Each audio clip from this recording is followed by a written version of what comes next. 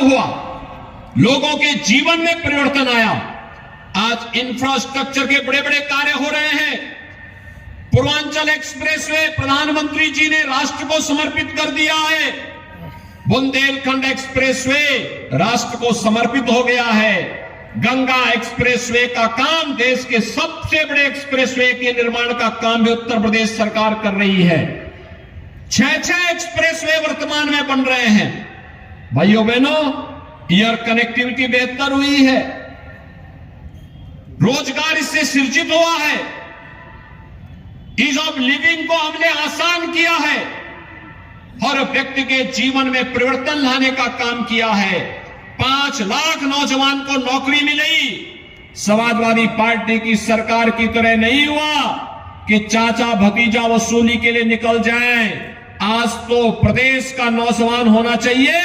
उस नौजवान के साथ अगर कोई खिलवाड़ करता है तो उस खिलवाड़ करने वाले के लिए केवल जेल होती है, जेल, और पूरी वसूली भी होती है। फिर किसी गरीब के हक पर कोई डकैती डालेगा तो सरकार सख्ती के साथ कार्रवाई करती है। अगर अपराध और अपराधी के प्रति जीरो टॉलरेंस है तो भ्रष्टाचार और भ्रष्टाचारियों के प्रति भी जीरो टॉलरेंस की नीति के तहत सरकार कार्य कर रही है। और भाइयों बहनों, इसीलिए आज मैं आपके बीच में आया हूं। एक बार भारतीय जनता पार्टी को रामपुर में विजय बना करके देखिए। विकास के कार्य में अगर फिर कोई बाधा आती है, आप हमारे विधायक को, हमारे सांसद को पकड़िए, वे लोग कार्य कराएंगे। और अगर वहां पे भी कोई दिक्कत आती है, व्यक्ति के लिए हमेशा दुर्गति का काम करती है। और मुझे लगता है कि यह आज भी हम उनसे यही कहेंगे।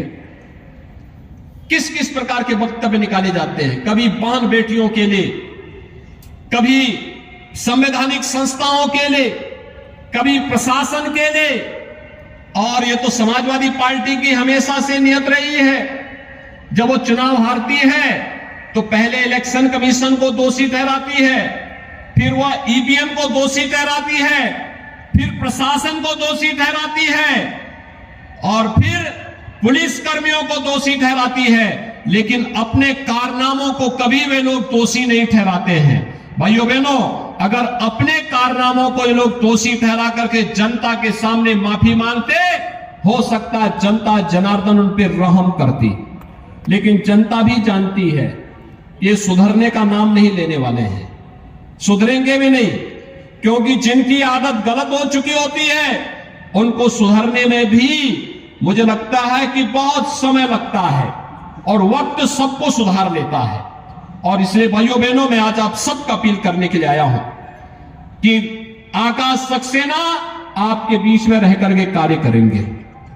आकाश सक्सेना भारतीय जनता पार्टी के हमारे जनप्रतिनिधि और पदाधिकारियों के साथ मिलकर के यहां के व्यापारियों, यहां के उद्यमियों, यहां के हस्तशिल्पियों, यहां के कारीगरों, इन सब के साथ मिलकर के रामपुर को उसकी पुरातन पहचान दिलाने का काम करेंगे, विकास की प्रक्रिया को आगे बढ़ाने का काम करेंगे।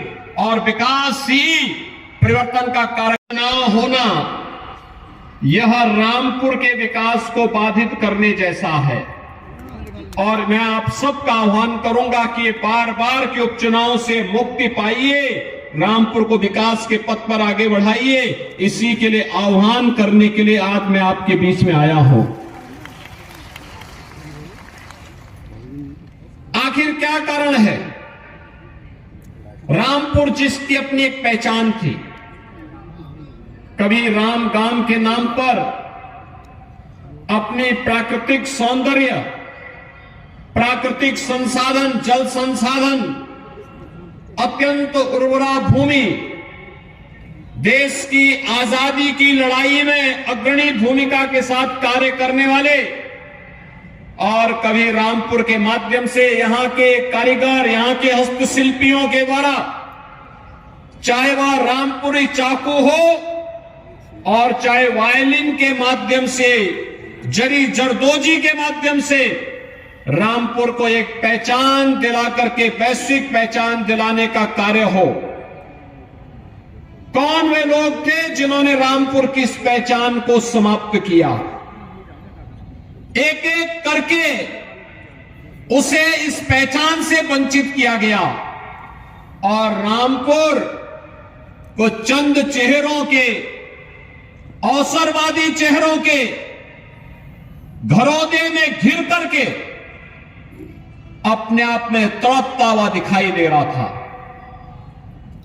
आपने पिछले 8.5 वर्ष के अंदर प्रधानमंत्री मोदी जी के नेतृत्व में केंद्र की सरकार को कार्य करते हुए सिमट जाती है, कुरान पाक उदासी में सिमट जाती है कि क्योंकि बुनियाद है दोनों की इसी धरती पर।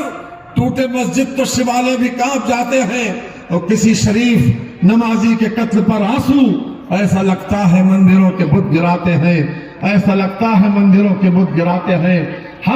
हम लोग चुनाव से पहले और चुनाव के बाद यही रहना है। एक गुलदस्ते में अगर सभी प्रकार के फूल हो तो ज्यादा खूबसूरत लगता है। इसलिए मित्रों, ये भाईचारा कायम रहना चाहिए और कौमियत के ऊपर अगर वोट दिया जाएगा तो कौमियत मजबूत होगी, विकास बिछड़ जाएगा। और अगर विकास के नाम पर वोट देंगे, तरक्की के नाम पर वोट देंगे तो उसका हकदार सिर्फ और सिर्फ भारतीय जनता पार्टी का प्रत्याशी आकाश सक्सेना है। और आज मित्रों, उत्तर प्रदेश के शिखर पुरुष जिनके क्रियाकलापों से न केवल उत्तर प्रदेश प्रभावित है, पूरा देश प्रभावित है। आज उन्होंने उत्तर प्रदेश का परसेप्शन बदला है। इसके पहले जब उत्तर प्रदेश के लोग बाहर जाते थे तो उनको किस निगाह से देखा जाता था, आज वो निगाह बदल गई, वो चेहरा बदल गया, लोगों की बातचीत का अंदाज बदल गया, वो लहजा बदल गया। आज उत्तर प्रदेश को देश और दुनिया में सम्मान की निगाह से देखा जाता है। जिन्होंने कानून और व्यवस्था को दुरुस्त किया, विकास का पहिया घुमाया और बुनियादी जरूरतें हर आदमी को बिना भेदभाव के मुहैया कराई, आज वही शिखर पुरुष हमको संबोधित करेंगे। बहुत बहुत धन्यवाद। कार्यकर्ता के रूप में भारतीय जनता पार्टी के लिए कार्य किया है, अन्याय के खिलाफ लड़ाई लड़ा है, अत्याचार के खिलाफ लड़ाई लड़ा है। यहां पर गरीबों के लिए, दलितों पर, कमजोर लोगों पर, किसी भी जाति मजहब का रहने वाला कोई भी पीड़ित रहा हो, आकाश सक्सेना सदैव उनके साथ खड़े होकर के उस लड़ाई को लड़ने का काम किया है। और एक सच्चे नागरिक का यही दायित्व होना चाहिए, अगर अन्याय कहीं हो रहा है उस अन्याय के खिलाफ आवाज उठाना। और भाइयों बहनों, उस आवाज को उठाने के लिए से आकाश सक्सेना लगातार काम करते रहे हैं। और इसीलिए भारतीय जनता पार्टी नेतृत्व ने सभी पदाधिकारियों की सहमति से, हमारे पास अच्छे कार्यकर्ता थी, लेकिन एक सहमति बनी कि आकाश सक्सेना को एक अवसर और मिलना चाहिए, क्योंकि जनता विपरीत परिस्थितियों में व्यक्ति लड़ा है, एक प्रतिष्ठित परिवार का है, अपना खर्च करके लगातार इस लड़ाई को लड़ करके आगे बढ़ रहा है।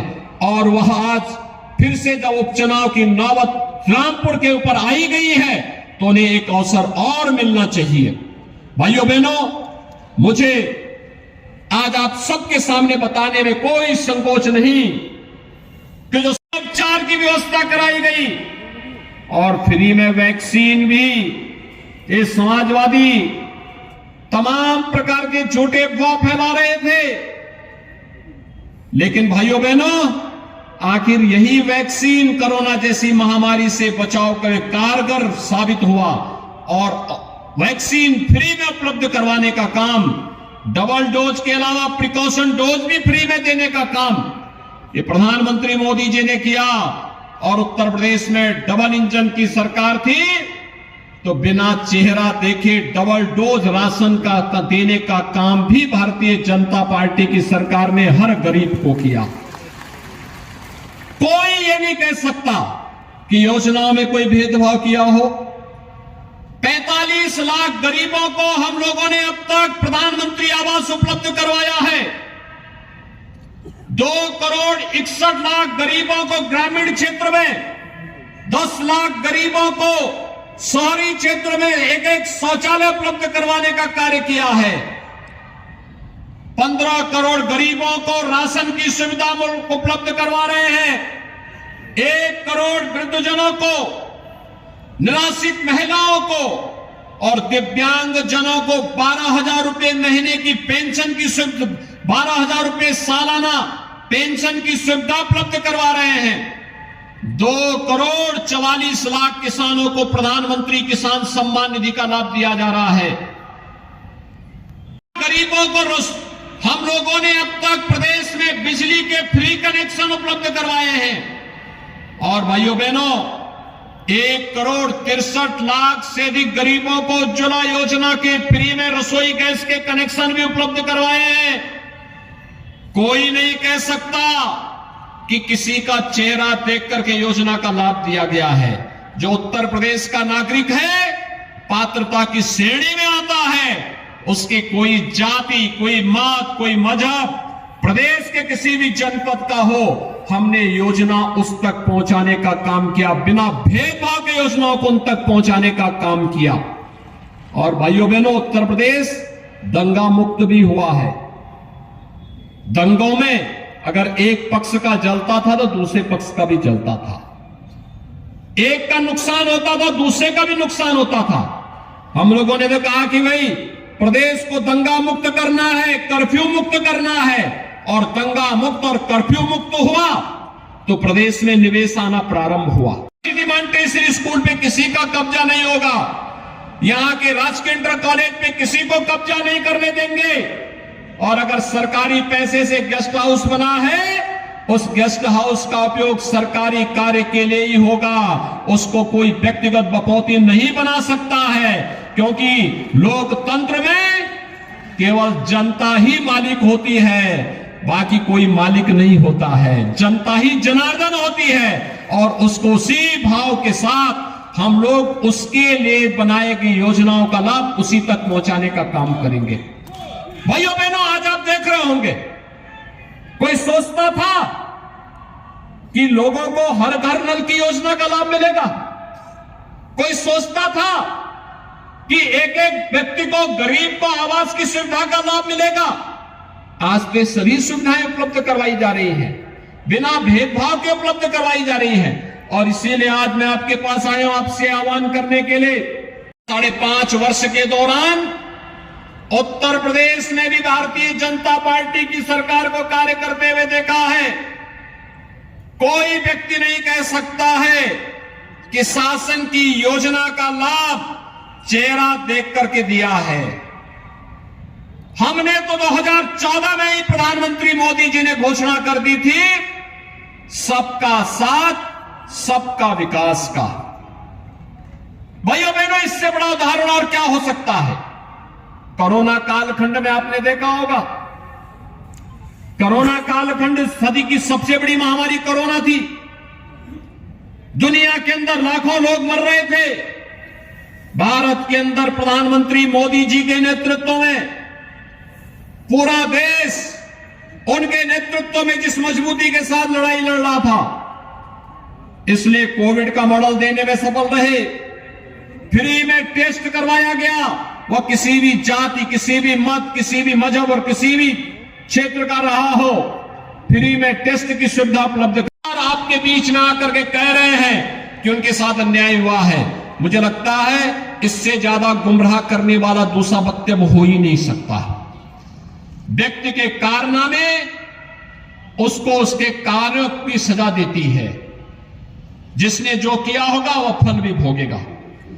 मामले न्यायालय में है, मेरिट के आधार पर न्यायालय निर्णय ले रही है, तो उसमें सरकार और पार्टी को दोषारोपण करने का कोई मतलब नहीं होता है।